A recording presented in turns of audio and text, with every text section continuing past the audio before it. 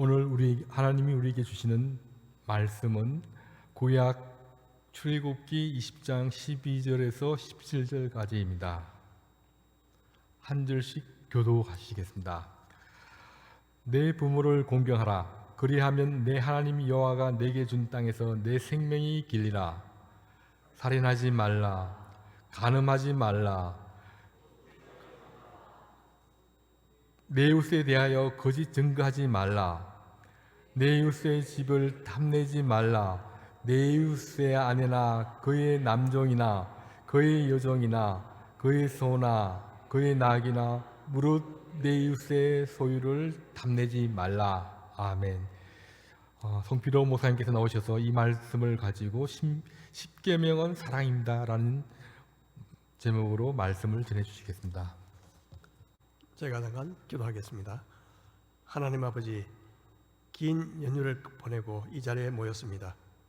이 시간 흐트러졌던 마음을 모아 말씀에 귀를 기울이게 하여 주옵소서. 오늘도 성령님께서 우리 각자에게 필요한 은혜를 주시고 오직 하나님의 말씀만 우리 마음속에 살아 역사하여 우리의 삶을 새롭게 하시고 열매 맺게 하옵소서. 예수님의 이름으로 기도합니다. 아멘.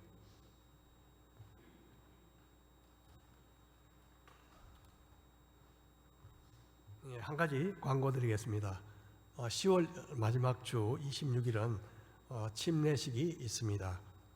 침례 받으실 대상자는 오늘까지 신청해 주시기를 부탁합니다. 최용석 집사님이나 제게 직접 혹은 문자로 이야기해 주시면 되겠습니다. 다음 주 주일 예배 후에는 침례 대상자들이 함께 모여서 구체적인 침례 교육을 하도록 하겠습니다. 지난주에는 10계명 중 4계명까지 나누었습니다. 이 하나님과의 관계에 대한 계명이었는데 혹시 여러분 기억하시나요? 신의 안부, 살간도 거탐 10가지, 그 중에 신의 안까지 저희들이 했습니다.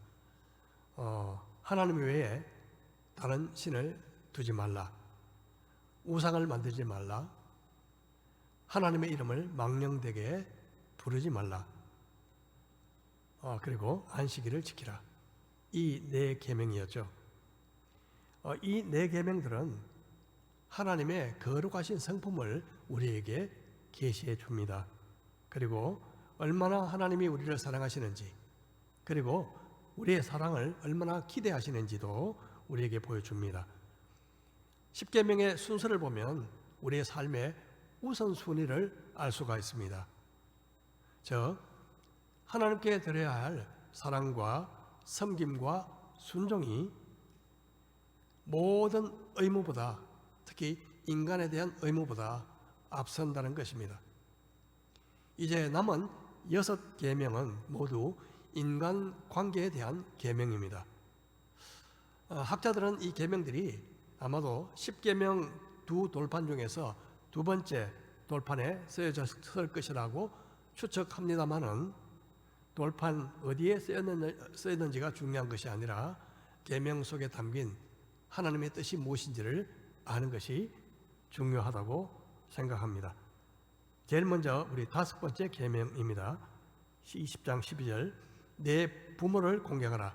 그리하면 내 하나님 여호와가 내게 준 땅에서 내 생명이 길리라.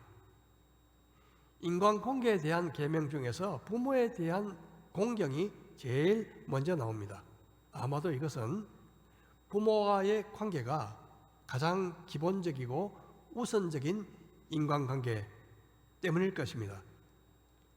부모를 공경하라고 할 때 이 공경은 흔히 하나님을 경외하는 태도를 묘사할 때 쓰이는 말입니다. 그만큼 부모에 대한 공경이 중요하다는 뜻이겠죠. 공경하다는 말은 부모를 높이 받드는 것을 의미합니다. 즉, 부모를 마음 깊이 존경하고 훈계할 때 기쁘게 순종하는 것입니다. 부모의 말에 말대꾸를 자주 하는 것, 부모의 말을 무시하거나 가볍게 여기는 것은 공경하는 태도가 아닐 것입니다. 에베소서에서는 이렇게 말씀합니다. 내 아버지와 어머니를 공경하라. 이것은 약속이 있는 첫 계명이니 이로써 내가 잘 되고 땅에서 장수하리라. 바울은 부모에 대한 이 계명이 특별히 약속이 있는 계명임을 강조하고 있습니다. 말하자면 10계명 중에서 내가 순종하면 내가 잘 될 것이다 라는 특별한 약속이 주어진 계명이라는 뜻이죠. 사실 기대 수명이 점차 늘어가는 이 오늘날 상황에서 요즘 부모를 돌보는다는 이 일은 갈수록 어려워지는 일인 것 같습니다. 특별히 아래로는 자녀들을 돌봐야 하고 위로는 연로한 부모를 돌보아야 하는 소위 낀 세대의 경우 더욱 힘들어지고 있습니다. 그럼에도 성경은 말씀합니다. 내 부모를 즐겁게 하며 너를 낳은 어미를 기쁘게 하라. 어릴 때부터 이 부모님과 어떤 친밀감이 별로 없던 저로서는 솔직하게 부담이 느껴지는 말씀입니다. 그래서 늘 중요한 기도 제목이 되고 있습니다. 아버님은 돌아가신 지 벌써 20년이 되셨고 90이 넘으신 어머님이 서울 쪽에 혼자 사시고 계시는데 최근에 여러 가지 건강에 문제가 생기면서 갈수록 도움이 필요한 상황이 일어나고 있습니다. 제 경험상으로 홀 어머니를 기쁘게 해드리는 것이 무엇일까? 그것은 필요한 생활비를 보내드리는 것, 때마다 용돈을 드리는 것, 그리고 종종 안부 전화를 드리는 것, 그리고 무엇보다 형제간에 가깝고 우애 있게 지내는 것, 이것이더라고요. 우리 세대에서는 부모를 돕는 것이 당연시 되고 있지만 만일 입장이 거꾸로 우리가 만약 그 상황이 된다면 자녀들 세대로부터 도움을 기대한다는 것은 갈수록 어려워지는 시대가 되어가고 있습니다. 완벽한 부모란 세상에 없습니다. 때로는 부모를 공경하라 하는 이 말씀에 굉장히 마음에 거북함을 느끼는 경우도 있습니다. 특별히 부모가 아주 나쁜 죄를 짓거나 자녀를 학대하는 경우, 이때는 과연 어떻게 공경하는가 하는 질문에는 쉽게 답하기가 쉽지 않습니다. 사실 부모의 잘못 때문에 자녀들에게 평생 씻기 어려운 상처를 남기기도 하죠. 이런 문제 앞에 성경은 이렇게 말씀합니다. 자녀들아, 주 안에서 너희 부모에게 순종하라. 이것이 옳으니라. 부모에게 순종하되 주 안에서 순종하라. 그렇게 말씀합니다. 만일 부모님이 거짓말을 시키거나 그리고 도둑질을 시킨다면 당연히 순종할 의무가 없습니다. 부모가 예수님을 믿는 믿음을 포기하라고 강요한다면 순종할 수 없습니다. 순종의 한계선은 오직 주 안에 쓰입니다. 주님의 뜻을 벗어나는 요구에 대해서는 부모에게 순종할 의무가 없는 것입니다. 그 밖에 현실적으로 어려운 문제들은 우리가 기도하면서 하나님의 지혜를 구하거나 또 경건한 분들의 이 충고나 조언을 얻을 필요가 있습니다. 오랫동안 하나님을 아버지로 부르지 못했다고 고백하는 선교사를 본 적이 있습니다. 왜냐하면 하나님 아버지라고 고백할 때마다 자기를 심하게 학대했던 아버지가 늘 떠올랐기 때문에 몸서리치는 그 아버지. 그분은 다행히 하나님의 은혜로 치유가 되었다고 합니다. 이처럼 특별한 상황에서는 그때마다 하나님의 도우심과 지혜를 구할 수밖에 없습니다. 이제 우리 6번째 계명 보겠습니다. 살인하지 말라. 사람은 하나님의 형상으로 지음을 받은 고귀한 존재이기 때문에 하나님은 살인을 금하셨습니다. 물론 오늘날 사회법에서도 살인에 대해서 아주 엄중한 형벌을 내리고 있죠. 그런데 피를 흘리지 않는 인격적인 살인도 있습니다. 예수님은 이렇게 말씀하시죠. 옛 사람에게 말한 바 살인하지 말라. 누구든지 살인하면 심판을 받게 되리라 하였다는 것을 너희가 들었으나 나는 너희에게 이르노니 형제에게 노하는 자마다 심판을 받게 되고 형제에 대하여 나가라 하는 자는 공회에 잡혀가게 되고 미련한 놈이라 하는 자는 지옥불에 들어가게 되리라. 옛 사람에게 말한 바는 바로 십계명을 비롯한 모세의 율법을 의미합니다. 여기서 라가라는 말은 바보, 멍텅구리를 의미하는 비속어입니다. 주님은 분노나 극히 비하하는 말도 살인과 연관된 죄임을 분명히 하셨습니다. 심지어 미워하는 것도 살인이라고 성경은 말하고 있습니다. 손에 든 칼만 칼이 아니라 입술에 나오는 말도 칼이 될 수 있다는 것을 성경은 말해줍니다. 잠언서 12장 18절에 칼로 찌름같이 함부로 말하는 자가 있거니와 지혜로운 자의 혀는 양약과 같으니라. 우리는 어느 폭력을 가볍게 생각해서는 안 됩니다. 죽고 사는 힘이 말에 달려 있다고 성경은 말씀합니다. 우리의 입술이 상처를 주는 말이 아니라 오히려 상처를 치료하는 도구가 되기를 축복합니다. 또 하나 오늘날 사회적인 문제가 있는데요. 그것은 바로 낙태 문제입니다. 우리나라는 2021년 낙태죄 형벌 조항이 위헌이라는 결정이 나면서 이제 처벌 규정도 없고 더구나 처벌하지 않는 규정도 없는 이상한 상황이 되어버렸습니다. 거기다가 올해 7월 몇몇 국회의원들이 임신 몇 주에 관계없이 만삭에서도 낙태를 전면 허용하되 특히 약물 사용으로 낙태를 할 수 있게 하고 임신 중절이란 말을 임신 중지로 바꾸고 낙태 시술을 하면 건강보험 지원을 하도록 하는 아주 충격적인 개정안을 발의했습니다. 이 얼마나 잘못되고 위험한 발상인지 모릅니다. 우리는 주 안에서 이런 법을 절대 찬성할 수 없습니다.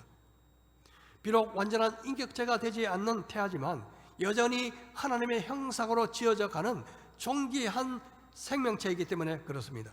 시편에서 이렇게 말씀합니다. 내가 은밀한 데서 지음을 받고 땅의 깊은 곳에서 기이하게 지음을 받은 때에 나의 형체가 주의 앞에 숨겨지지 못하였나이다. 내 형절이 이루어지기 전에 주의 눈이 보셨으며 나를 위하여 정한 날이 하루도 되기 전에 주의 책에 다 기록이 되었나이다. 보통 태아는 임신 6주가 되면 심장 박동이 감지가 되고 10주가 되면 사람의 모습이 갖추어지며 21주 이상이 되면 모태 밖에서도 생존이 가능합니다. 하나님은 우리가 태어나기 전부터 아셨습니다. 그뿐만 아니라 나의 생명이 잉태되고 형태가 이루어져 가는 모든 과정을 주님의 눈이 보고 계셨으며 나에 대한 구체적인 계획을 갖고 계셨다고 말씀합니다.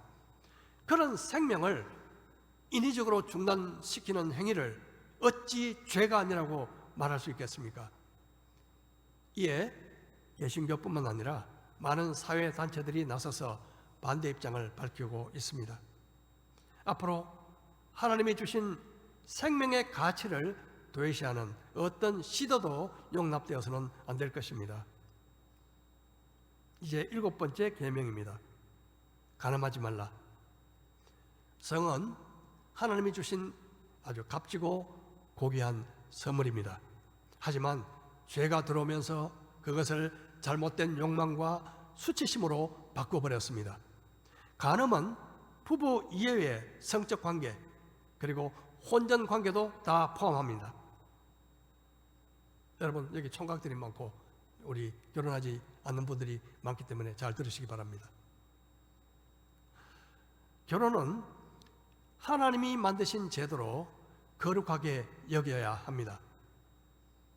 결혼은 단순한 계약이 아니라 그리스도와 교회의 관계를 보여주는 거룩한 언약입니다. 우리나라는 2015년 2월 헌법재판소의 헌법 불일치 결정으로 간통죄가 폐지되었습니다.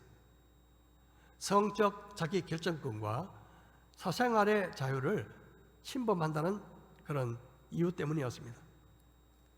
성에 대한 사회적 변화가 많이 변화되었다는 판단이었던 셈입니다. 물론 위자료를 청구할 수 있는 민사상 불법 행위는 남아있지만 간통을 죄가 아니라 사생활 문제로 가볍게 여기는 것은 절대 올바른 것이 아닙니다.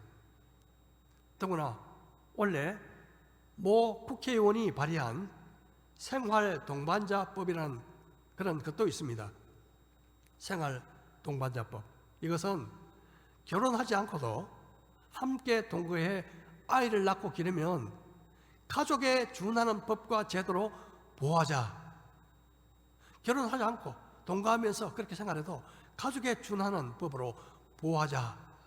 그런 법입니다. 더 큰 문제는요, 동거 계약 해지만으로도 쉽게 헤어질 수 있고 향후 동성 결혼을 합법화하기 위한 전초전 성격도 있어서 하나님의 계명과는 완전히 역행하는 법입니다. 소위 국민을 대표하는 국회가 성경적인 윤리를 역행하는 악법들을 양산하는 상황에서 여러분, 우리 자녀들에게 말씀을 제대로 가르치지 않는다면 쓰나미처럼 몰려오는 비성경적인 가르침에 엄청난 혼란이 생기고 넘어질 것이 눈에 불보듯 뻔한 일입니다. 부부관계는 예수님과 교회 사이의 관계를 보여주는 모형으로 성경에서 많이 언급되고 있습니다. 이처럼 예수님과 우리 사이에도 신앙적인 정절이 요구됩니다. 하나님보다 세상을 더 사랑하는 것을 성경은 간음이라고 간주합니다.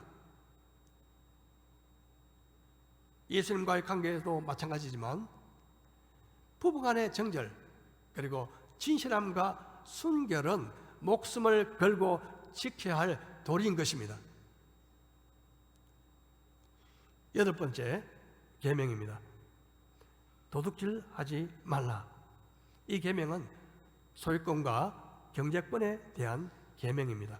누구나 합법적인 방법으로 그리고 정직한 방법으로 이익을 낼 뿐만 아니라 다른 사람들의 재산을 지키고 또 가난한 사람들을 도울 책임이 있는 것입니다. 누군가 인류가 제일 먼저 저지른 첫 번째 죄가 바로 도둑질이라고 말하는 사람도 있습니다. 하와가요, 먹지 말라고 한 열매를 먹은 것을 도둑질로 그렇게 간주한 것이죠. 마치 시골에서 몰래 수박을 훔쳐 먹는 것처럼. 도둑질은 이스라엘 백성들이 가나안에 들어간 후 처음 저지른 죄였습니다. 바로 아간이라는 사람이 전리품을 훔쳤던 거죠. 구약 성경은 11조 문제를 언급하면서 하나님께 마땅히 드려야 할 것을 드리지 않는 것도 도둑질이라고 말씀하기도 합니다. 현대 사회에서는 드러나지 않는 도둑질이 만연해 있습니다. 우리는 물건을 훔치는 것을 도둑질이라고 하지만 주가 조작, 탈세, 허위 청구, 비자금, 과대 광고, 그리고 맡은 일을 소홀히 해서 회사에게 손해를 끼치는 행위, 여러분 이것도 은밀한 의미에서 도둑질이라고 볼 수 있습니다. 성경은 도둑질하지 말고 오히려 가난한 자를 구제하도록 열심히 일하고 선한 일을 하라고 우리에게 말씀합니다. 이제 9번째 계명입니다. 내 이웃에 대하여 거짓 증거하지 말라. 우리는 종종 이 거짓 증거하면서도요, 잘 깨닫지 못할 때가 있습니다. 누가 그랬다고 말하던데요? 혹시 아세요? 이런 식으로 말이죠. 자기가 직접 들어보지 못한 이야기를 남에게 전달하면서 전혀 다른 스토리가 만들어지고 그 스토리가 입에서 입으로 전해집니다. 요사이는 이 악플이 아주 만연한 시대입니다. 악플이요. 없는 이야기를 만들어서 상대방에게 의도적으로 치명상을 입히려는 그런 시도죠. 진실을 왜곡해서 그것을 퍼뜨립니다. 실제로 어떤 사람들은 그 악플 때문에 스스로 목숨을 끊는 일도 있습니다. 이처럼 간접 살인 행위가 버젓이 성행하고 있습니다. 시편 기자는 이렇게 기도하죠. 여호와여, 내 입에 파수꾼을 세우시고 내 입술의 문을 지키소서. 특별히 우리가 피해야 될 것 중에 하나가 험담입니다. 우리는 보통 남의 이야기를 하거나 듣는 것을 은근히 즐기는 경향이 있습니다. 그래서 잠언서에서 이렇게 말씀하죠. 남의 말하기를 좋아하는 자의 말은 별식과 같아서 뱃속 깊은 데로 내려가느니라. 사람들은 보통 맛있는 별식을 찾아다니죠. 하지만 별식 같은 이 남의 말, 전해 들은 말은 여러분 찾아다니지도 말고 퍼뜨려서도 안 되는 거죠. 그런 말은 마치 별식이 뱃속 깊은 곳에 내려가듯이 기억 속에 깊숙이 남아서 오랫동안 부정적인 영향을 끼치기 마련입니다. 만일 남에 대한 이야기를 할 때는 당사자가 그 자리에서 같이 듣는다 해도 문제가 되지 않아야 하는 것입니다. 자, 이제 마지막 10번째 계명입니다. 내 이웃의 집을 탐내지 말라. 내 이웃의 아내나 그의 남종이나 그의 여종이나 그의 소나 그의 낙이나 무릇 내 이웃의 소유를 탐내지 말라. 10번째는 탐심의 문제입니다. 하와가 하나님께서 금하신 선악과를 먹기 전에 생긴 마음, 탐심입니다. 그녀가 선악과를 보니 보암직도 하고 먹음직도 하고 탐스러운 열매였다고 말합니다. 지금까지 살인, 간음, 도둑질, 거짓 증거, 이것은 모두 외적인 죄이지만요, 탐심은 내적인 죄입니다. 탐심은 남의 것을 내가 소유하고자 하는 욕망입니다. 남의 아내, 남의 집, 남의 자동차, 남의 명예, 남의 지위, 남의 돈, 남의 것을 부러워하는 마음으로 계속 바라보게 되면 어느덧 탐심으로 발전합니다. 탐심은 다른 죄와 비교한다면 바로 원인적인 죄입니다. 다시 말해서 죄의 뿌리가 탐심인 것입니다. 탐심은 시기, 질투, 그리고 분노가 되고 또 다툼이 되며 심지어 살인으로 발전합니다. 부모가 돌아가신 후에 재산 문제로 형제 간에 다툼이 생기는 경우도 있습니다. 많이 있죠. 그 원인이 바로 탐심입니다. 성경은 탐심을 우상 숭배라고 말하고 있습니다. 탐심은 죄를 짓도록 부추깁니다. 탐심은 마치 우리가 겨울철에 이 거울 앞에 숨을 풀어 넣는 것과 같습니다. 여러분, 겨울철에 깨끗한 거울에 숨을 불어넣으면 어떻게 되죠? 거울이 흐릿해지듯이 탐심이 마음에 들어오면 우리 영혼이 흐릿해지고 그리고 더럽혀집니다. 자, 이제 10가지 계명을 다 나누었습니다. 이 10가지 계명, 10계명을 2개로 요약할 수 있죠. 예수님께서 이렇게 말씀하셨습니다.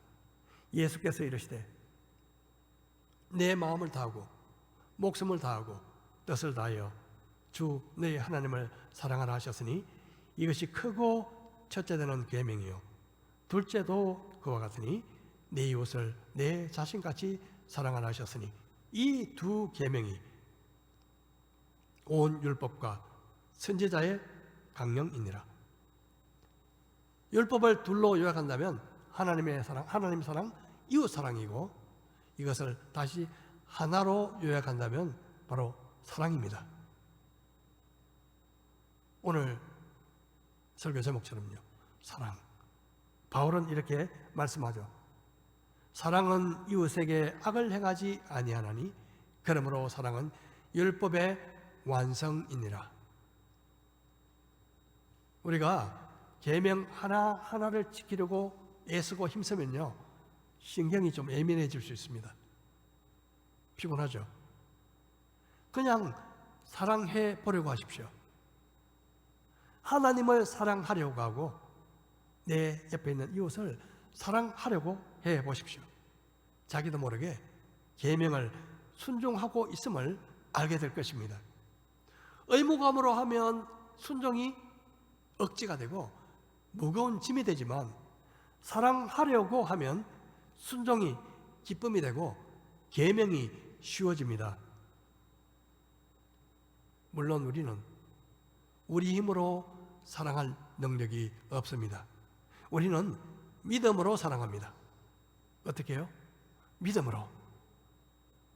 믿음으로 사랑한다는 말은 하나님께서 나를 그토록 사랑하심을 믿고 또 내 안에 계신 성령님을 믿고 의지하면 사랑할 동기와 능력이 생긴다는 말입니다.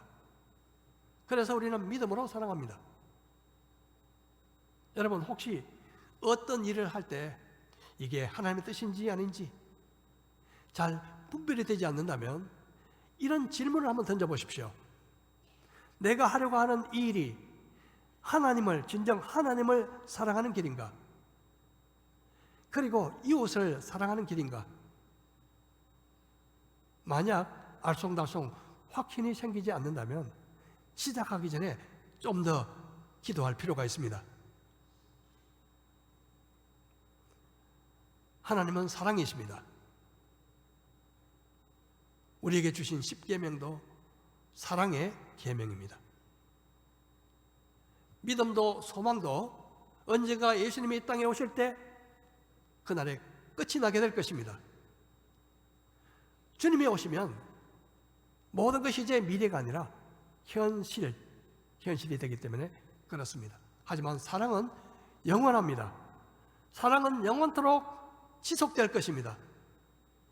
하나님 아버지와 예수님과 함께 살아가는 동안 우리는 영원한 사랑을 경험하게 될 것입니다. 10계명의 1에서 4계명은 하나님의 사랑, 5에서 10계명은 이웃 사랑입니다. 하나님을 사랑하면 하나님만을 섬기게 될 것입니다. 하나님을 사랑하면 우상을 만들지 않게 될 것입니다. 하나님을 사랑하면 하나님의 이름을 함부로 부르지 않게 될 것입니다. 부모님을 사랑하면 부모님을 공경하게 될 것입니다.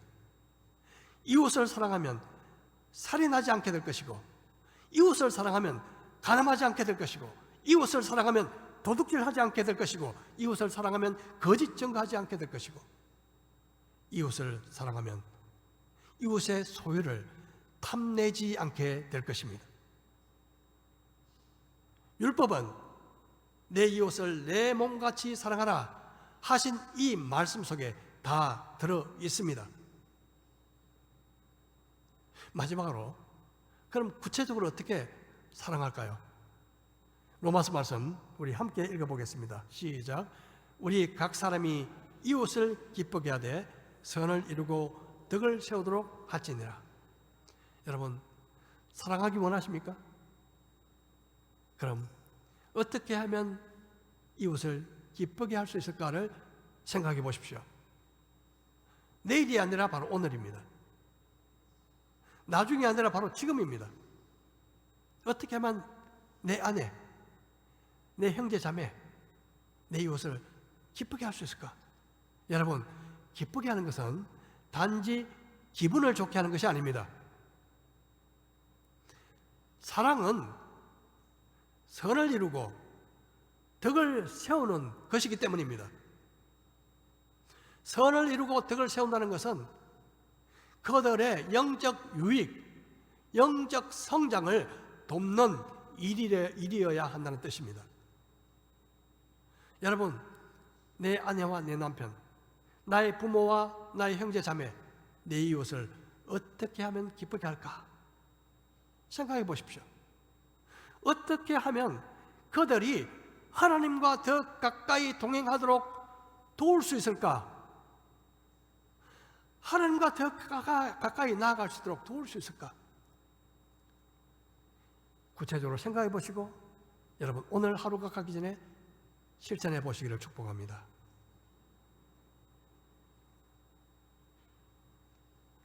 하나님은 우리를 질투하기까지 사랑하신다고 말씀합니다. 독생자를 아끼지 아니하시고 우리를 위해서 내어주신 그 하나님이 얼마나 우리를 사랑하셨는지, 그리고 지금도 여전히 얼마나 사랑하고 계시는지를 알아가기 원합니다. 하나님은 우리를 인하여 기쁨을 이기지 못하시며 잠잠히 우리를 사랑하시며 우리를 인하여 즐거이 부르며 기뻐하신다고 말씀합니다.